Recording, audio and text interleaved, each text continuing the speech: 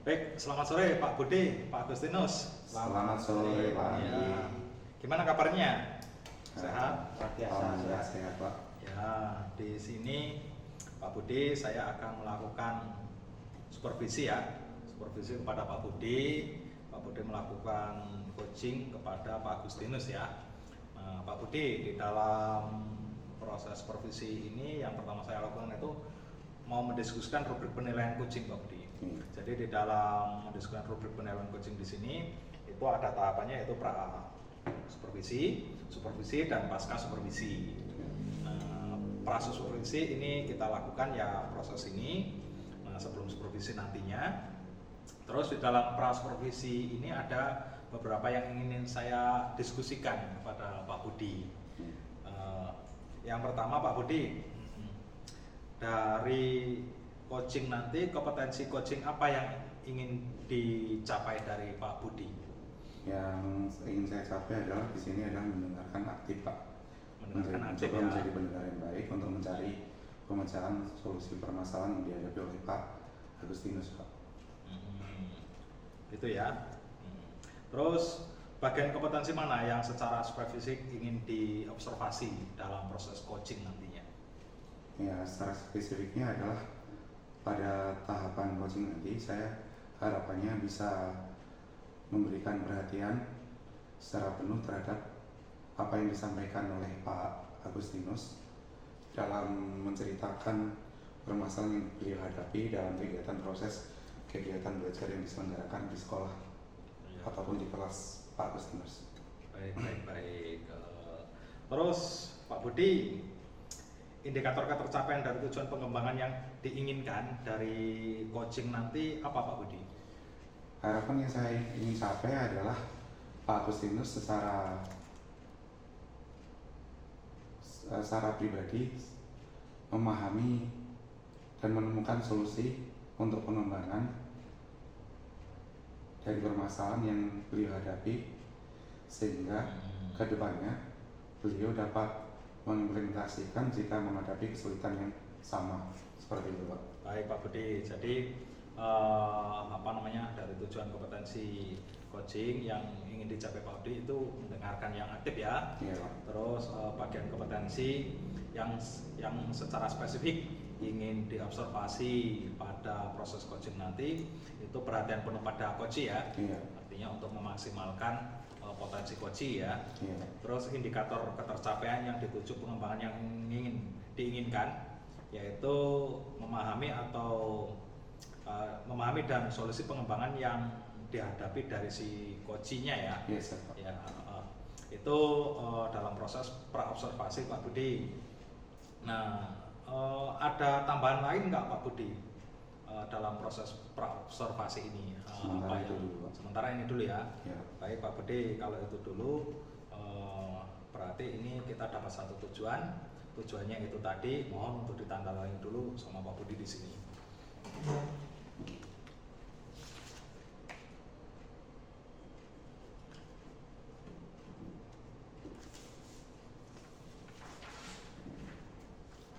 Baik Pak Budi, jadi nantinya di dalam proses supervisi itu yang ingin dinilai pada proses kita tujuannya pada pra supervisi ini ya. Iya. Baik, silahkan Pak Budi melakukan supervisi. Oke, selamat sore Pak Agustinus. Selamat sore Pak Budi. Terima kasih atas kesempatan Bapak Agustinus ingin bertemu dengan saya pada kesempatan hari ini. Apa yang Bapak Agustinus ingin diskusikan pada kesempatan ini? Ya baik Pak Budi, terima kasih kesempatannya. Mumpung ketemu, ya, saya ingin sedikit bercerita sedikit, menyampaikan keluh kesah saya Pak khususnya di kelas. Jadi Pak Budi, saya itu punya murid. Dia ini beberapa kali dalam seminggu seringkali meninggalkan kelas, dalam artian dia tidak masuk gitu, Pak. Ya. Jadi dari awal semester kemarin, kalau dihitung-hitung 1 minggu itu bisa 3 kali anak ini tidak masuk. Ketika saya tanya, kenapa nggak masuk, kenapa kok sering nggak masuk gitu. Hari pertama nggak masuk katanya bajunya basah, belum kering. Lantas dia meninggalkan tugas belajarnya di sekolah. Kemudian hari berikutnya nggak masuk lagi, bilangnya ada keperluan keluarga, ibunya nyelip kondangan segala macam, panitia di acara keluarganya gitu. Kemudian yang ketiga, alasannya tas atau bukunya hilang gitu, dicari-cari, tahunya ketemu, besoknya lagi ketemu. Dan itu berulang kali dilakukan dalam beberapa minggu. Nah itu Pak Budi permasalahan yang saya hadapi di kelas saya. Jadi saya sudah beberapa kali menggali informasi, menganalisis anak ini, latar belakangnya dan sebagainya.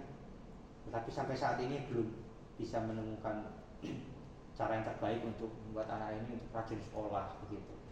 Jadi di sini saya simpulkan bahwa salah satu siswa dari Pak Agustinus sering meninggalkan lingkungan sekolah atau kegiatan belajar di sekolah, sehingga Pak Agustinus berusaha menggali informasi dari anak tersebut, kendala apa yang dihadapi. Kemudian Pak Agustinus sudah berusaha untuk menanyakan kepada anak tersebut alasannya kenapa si anak tersebut sering tidak masuk ke sekolah ya Pak? Ya betul Pak. Dari percakapan dan permasalahan yang Bapak sampaikan itu, kira-kira setelah diskusi ini apa yang Bapak inginkan? Ya saya tuh pengen gini Pak Budi. Saya kan jumlah murid di kelas saya itu kan 25 siswa.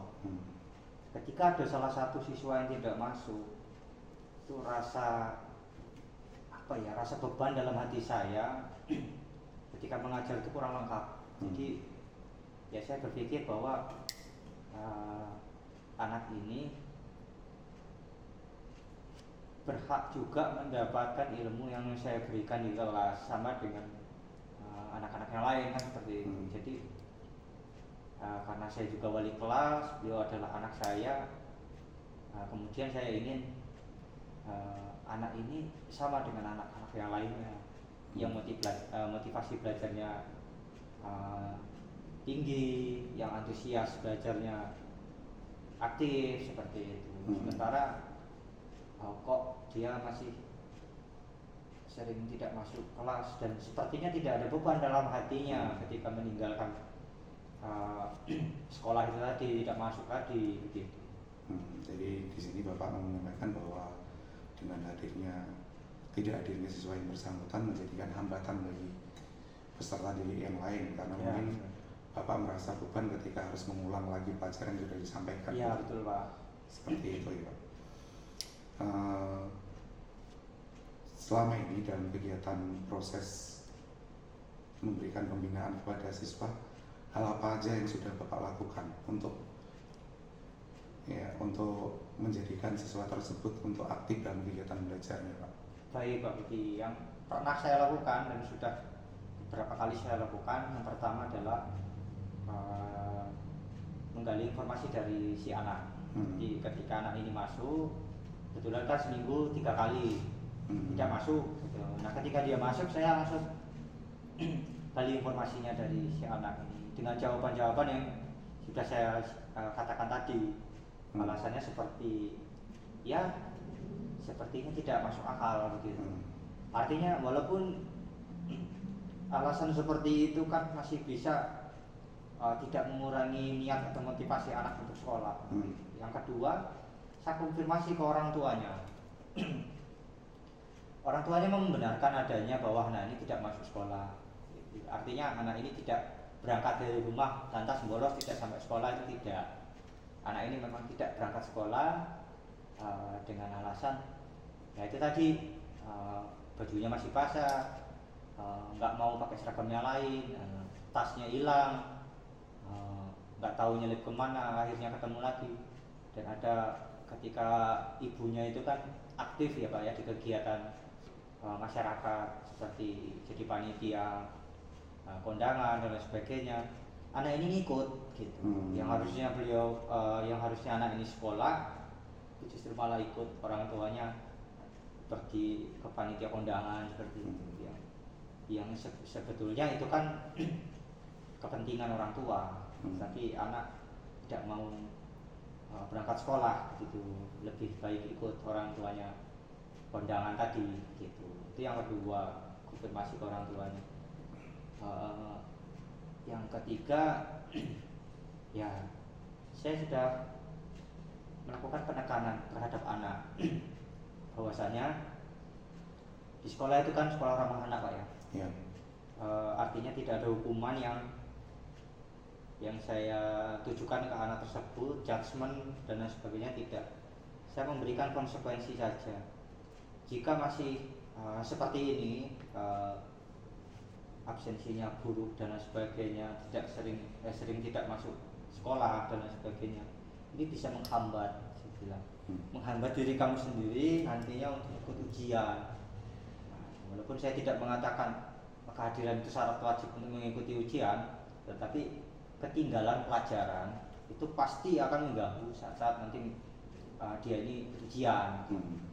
Jadi tiga langkah ini sudah saya lakukan sampai dengan saat ini masih Pak, masih seperti itu juga, masih sering tidak masuk sekolah. Kadang-kadang alasannya berbeda lagi begitu. Dan saya belum menemukan solusi itu untuk membuat anak ini kembali rajin sekolah gitu Pak. Oke. Jadi dari yang Bapak sampaikan tadi, saya bahwa Bapak sudah mencoba untuk komunikasi dengan orang tua, Betul. cross check dengan si siswa Siswanya sendiri, sendiri, kemudian juga memberikan konsekuensi penekanan dengan memberikan konsekuensi, memberi penjelasan konsekuensi yang mungkin akan diterima anak tersebut kan. betul Pak. Dari solusi-solusi yang Bapak sampaikan, mana kiranya yang dari solusi yang Bapak sampaikan tadi, dari ketiga yang tadi yang Bapak sampaikan itu,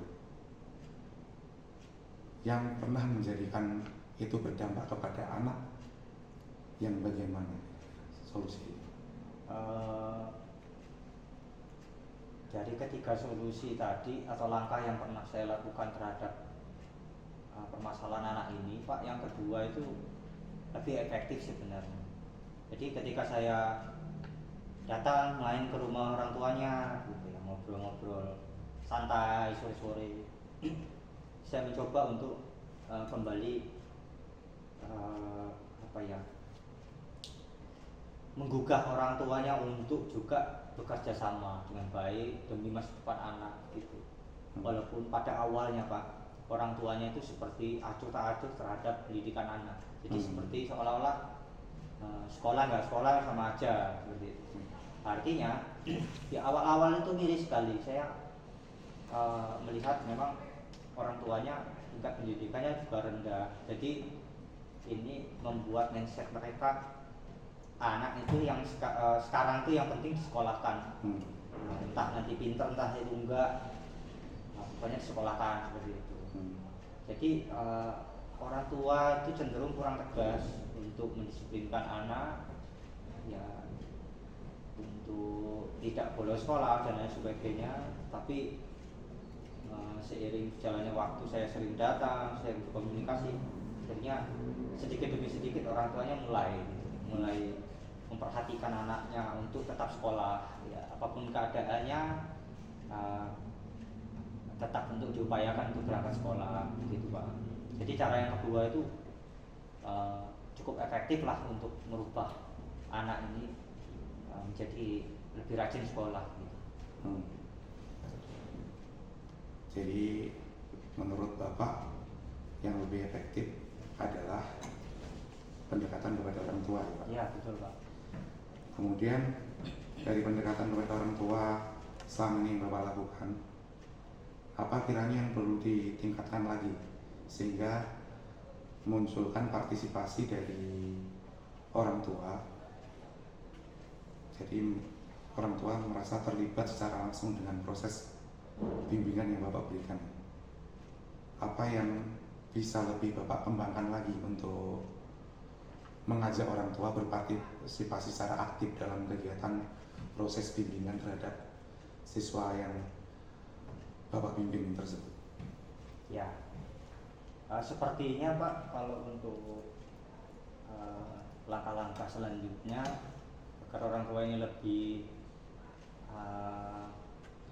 aktif dalam memberikan perubahan terhadap anaknya, saya rasa komunikasi yang intens. Jadi baik itu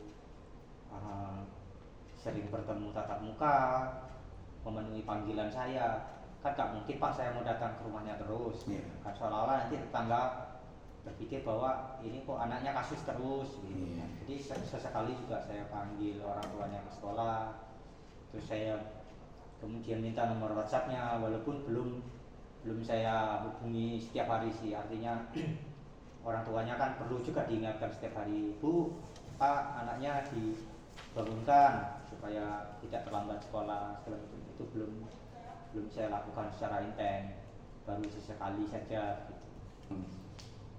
Mungkin itu Pak yang saya lakukan untuk sebagai kontrol orang tuanya juga terhadap anak tersebut. Jadi dapat saya simpulkan dari apa yang Bapak sampaikan, jadi selama ini belum optimalnya membangun komunikasi dengan orang tua siswa. Betul. Jadi apa rencana Bapak Agustinus untuk mengoptimalkan komunikasi dengan orang tua siswa tersebut, Pak, sehingga harapan yang Bapak inginkan dari peserta didik yang bermasalah tadi dapat segera terselesaikan? Baik Pak, rencana saya ke depan Pak, saya rasa saya harus meluangkan waktu di sela-sela waktu senggang untuk datang ke rumahnya, untuk juga silaturahmi kepada orang tuanya, bertemu dengan anak ketika di rumah, apa yang dilakukan anak, memantau secara langsung. Kemudian sering memanggil ibunya ataupun bapaknya ke sekolah untuk mengkomunikasikan itu supaya terus berlanjut hubungan antara orang tua di rumah dengan orang tuanya anak ini di sekolah gitu kan. Antara orang tua dengan guru itu terjalin baik gitu kan. Artinya intensitasnya lebih dipadatkan. Kemudian hubungan secara virtual seperti telepon ataupun WA, mungkin saya lebih harus banyak meluangkan waktu untuk itu. Jadi terus mengingatkan orang tuanya. Jadi secara tidak langsung tidak hanya anak yang berubah, tapi juga kepedulian orang tuanya terhadap anaknya. Masa gurunya sesemangat ini untuk pendidikan anaknya, masa orang tuanya tidak seperti itu. Maka saya butuh manajemen waktu untuk lebih intens berkomunikasi dengan orang tuanya untuk kemudian memberikan kontrol kepada anak tersebut gitu. Jadi di sini butuh manajemen waktu dari Bapak sendiri untuk bisa membangun komunikasi yang baik dengan orang tua ya Pak ya. Ya, betul Pak. Jadi di sini perlu suatu kerangka komitmen dalam diri Bapak sendiri untuk mengoptimalkan membangun komunikasi yang baik dengan orang tua siswa, sehingga orang tua siswa juga merasa terlibat dalam proses pembimbingan dan pendidikan anak ya, pendampingan dalam kegiatan pendampingan anak ya Pak ya. Betul. Jadi di sini dapat saya garis bawahi bagaimana Bapak upaya untuk membangun komitmen Bapak sehingga bisa meluangkan waktu dan membangun komunikasi yang baik dengan keluarga atau wali dari siswa tersebut. Bagaimana upaya Bapak untuk bisa melaksanakan itu? Kemudian di sini saya juga ingin bertanya, siapa yang bisa diharapkan partisipasinya sehingga Bapak itu bisa meluangkan waktu untuk berkomunikasi dengan orang tua siswa. Di sini dalam artian apa ya, kita melihat ukuran Bapak bisa melaksanakan kegiatan komunikasi dengan orang tua siswa itu seperti apa Pak ukurannya kira-kira? Saya sudah bisa melaksanakan kegiatan pendampingan bersama dengan orang tua, itu indikatornya seperti apa mungkin Bapak bisa sampaikan di sini? Baik Pak, untuk langkah-langkahnya sebagai bentuk komitmen saya yang pertama membuat schedule dulu. Membuat schedule dalam 1 minggu itu berapa kali saya harus datang, berapa kali harus mendatangkan orang tuanya. Di hari-hari tertentu juga saya buatkan schedule untuk menghubungi orang tuanya untuk berkomunikasi secara langsung.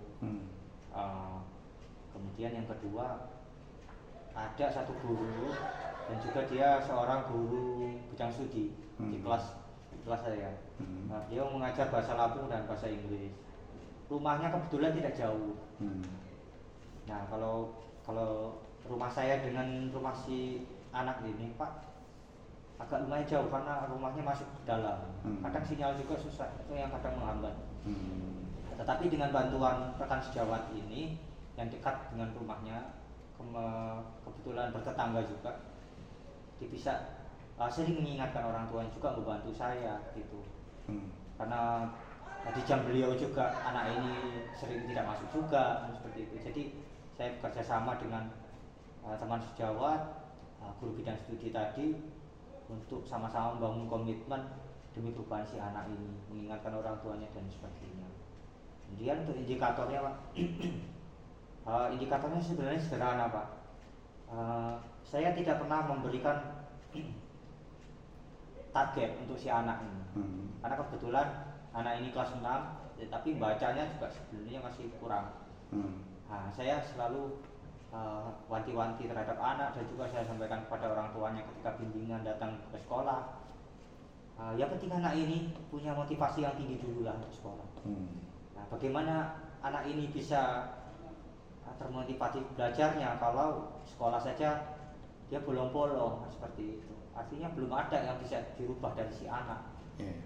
Selain dari kedisiplinannya dulu kan begitu. Jadi sesederhana itu Pak, target indikator saya untuk merubah si anak ini melalui orang tuanya, ya memupuk motivasinya dulu untuk senang sekolah, nah seperti itu. Sampai saya bilang sama orang tuanya, Bu, kasih dulu uang jajan gitu. Kalau memang keterbatasan ekonomi, ya saya juga orang tuanya kok di sekolah. Nggak ada salahnya anak itu minta uang kepada bapaknya di sekolah gitu. Artinya saya mendukung penuh anak ini untuk aktif di sekolah gitu Pak. Saya senang kalau melihat anak ini datang gitu ya, datang dengan penuh semangat, ceria gitu, tidak bolos-bolos lagi seperti itu Pak. Itu indikatornya yang selama ini saya pakai gitu. Jadi setelah kita diskusi ini, Pak Agustinus bisa ya kira apa yang langkah-langkah apa yang akan nanti Bapak Agustinus laksanakan yang harapannya adalah anak itu kembali aktif dalam kegiatan proses belajar, tidak meninggalkan sekolah, ya, tidak meninggalkan sekolah dalam artian bolos. Jadi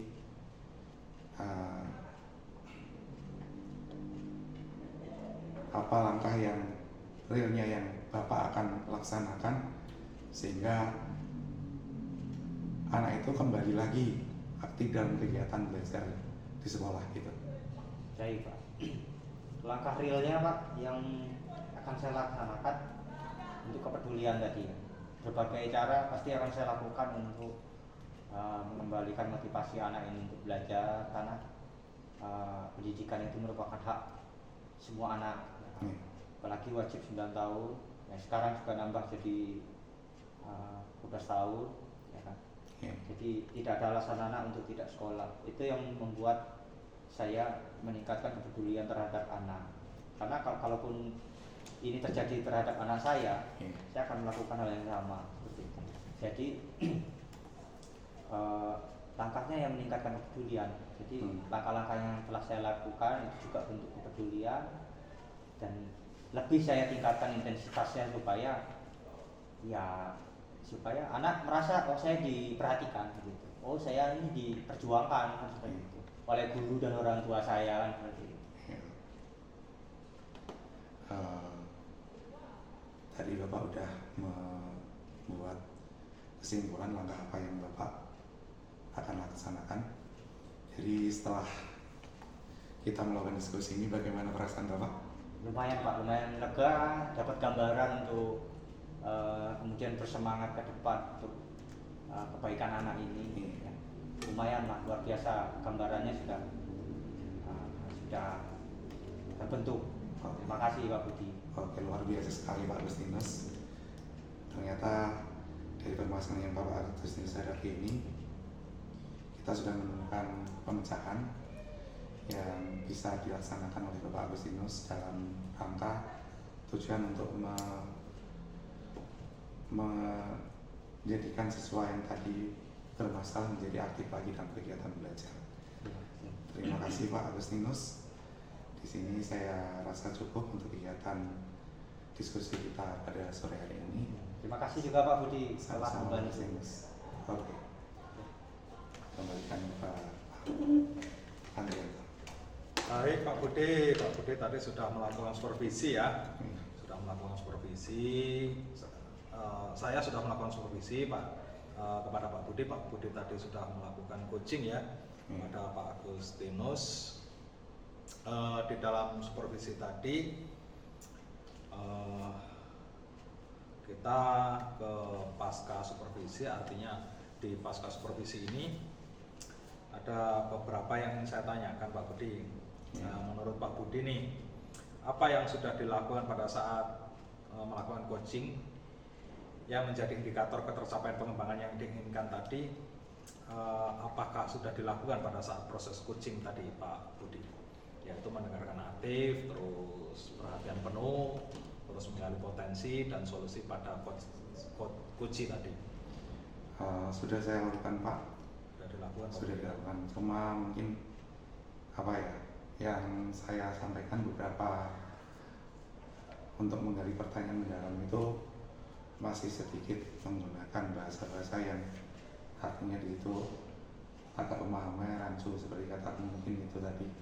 Jadi di sini yang perlu saya kembangkan adalah membuat pertanyaan berbobot sehingga makna positif yang diambil dari apa yang disampaikan Pak Agustinus dari pertanyaan-pertanyaan yang saya sampaikan harusnya lebih bisa di garis bawahi seperti tadi beberapa hal yang disampaikan Pak Agustinus ada saya sedikit mungkin itu kan jadinya merasa seperti lebih melebar gitu. Padahal Pak Agustinus sebenarnya udah membuat strategi rinci sebenarnya tadi. Seperti itu. Iya, Pak. Itu yang perlu saya kenalkan dalam diri saya. Terus boleh saya menyampaikan catatan hasil persuasi pada saat supervisi tadi Pak Budi? Boleh Pak, silakan Pak.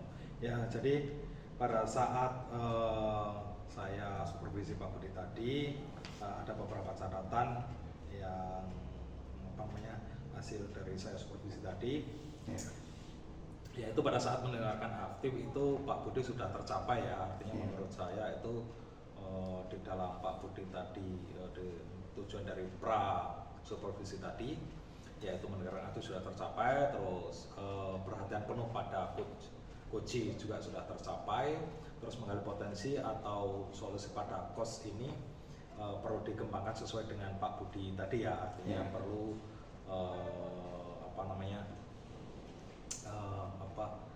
menggali lagi informasi-informasi yang ada pada coach sehingga potensi itu tercapai sepenuhnya. Itu catatan saya Pak Budi.